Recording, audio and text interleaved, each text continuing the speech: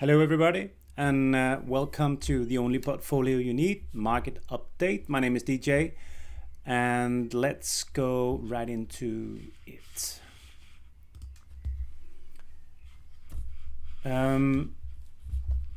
Let's look at Bitcoin. As you can see here, this is the daily, and we still have the trend line down here from way back, from 2 years back. That's still holding, still a good support, and we have the declining trend line in these areas as well. Nothing has changed long term.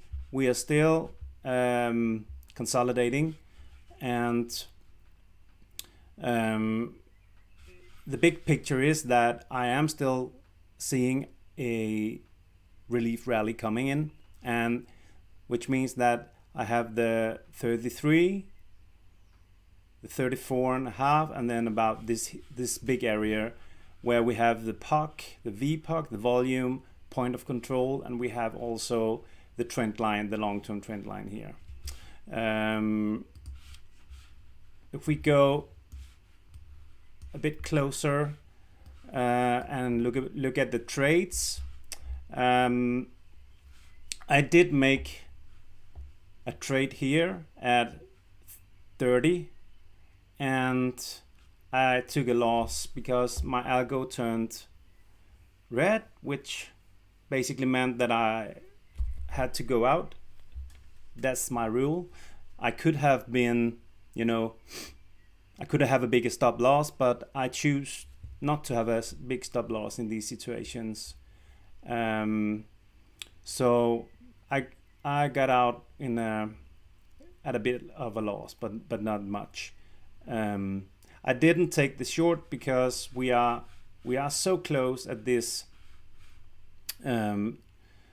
support line. So I don't think it's it's good to take to short support. So if I was going to short this area, I would wait until it broke down. Meanwhile, we have the blue candle here, and which means that I have to take the trade. So I am currently long Bitcoin on my trading portfolio. As we can see down here, the RSI is above the long-term EMA. So this is what I like to use. For example, RSI in conjunction with moving averages. That's really where the magic starts to show. That's where you can use all these indicators if you put on some moving averages. But otherwise, I think it's looking good. The overall market is okay, and I still have my beliefs in the three target points that I was talking about earlier. So that's Bitcoin. Let's look at Ethereum. So this is the big picture of Ethereum. So we have, should change it to blue here. So we have two very big, strong trend lines, and even a bigger support line coming in here. It's very low, so this would be in an event of a huge drop crash. But as you see, we touched the 17 here and here and again here. So I think this area still makes sense that it is a good support area. We have, if we look long term, we have the volume, the POC at 3300. So that's the point of control right now. If we go further down, precise exactly as Bitcoin, my algo just turned blue, which means that I should take the trade if I was trading Ethereum, but I'm not. My algo is only back tested with the Bitcoin. So, but I am long-term Ethereum, so I bought down this area. Let's look at Solana. This is not a pretty looking chart, but it's the same. We touched some long-term support, and on the 4 hour, if we go a bit more down, this looks much better. It broke, so this is also a good thing you could do when you want to go in, instead of just following an algo. You can, on the 4 hour, for example, if you draw a trend line, and then when it breaks the trend line, you could buy, or that's an aggressive buy, or the more defensive trade would be that it breaks the trend line and it retests. So this would be a very good buy situation.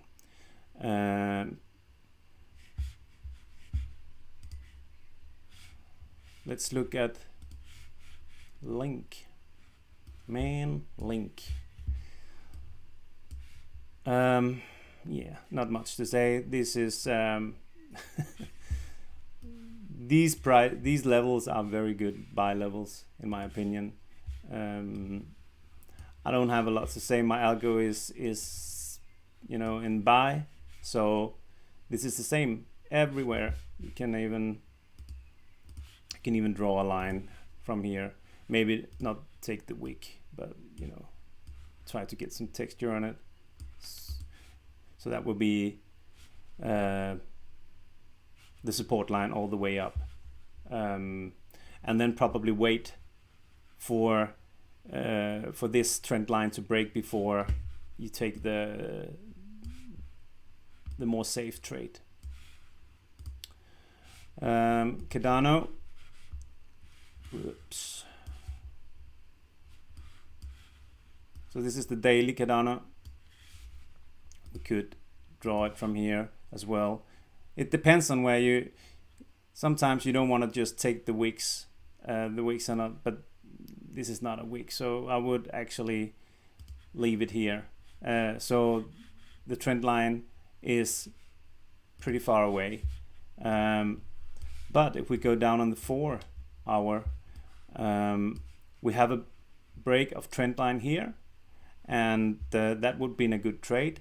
Even the retest of the trend line would have been in a great trade. So Cardano looks very good right now. Who knows?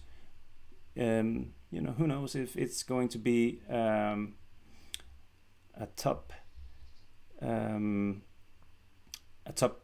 currency for the next bull market. So I'm not talking about fundamentals, because I'm not a fundamentally guy when it comes to trading. I'm just looking at the technicals. Polkadot on the 4 hour, we see the same again and again. It's just following the support line, and pretty much everything is doing what BTC is doing. So we'll just look at that. The BNB on its own, we could have drawn like a trend line ish. Maybe here it would break, and from here like that. That would be in. So we got a kind of where support is and where the resistance is. But nothing much to say about BNB. I don't know how many of you are trading this. I'm not, but it's in here at least. We have the VPOC all the way up here at 390. So if we get a rally, 390 would be the very good place. It's congruence with the trend line, so that would be a good place to take some profits. Matic is the same. So my algo says buy, but the best place to buy this would be at the break of the trend line, in my opinion. Wait for for BTC to get going, and then go in here at the break or at the retest. And then we have the VPAC up here, which is a good strong resistance area around 1.08.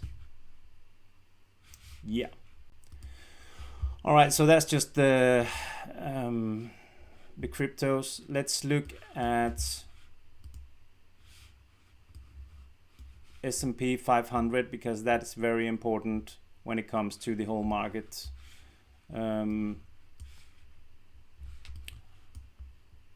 Yeah. All right, so you see here, this is like the regression line, and we have the parallels channel.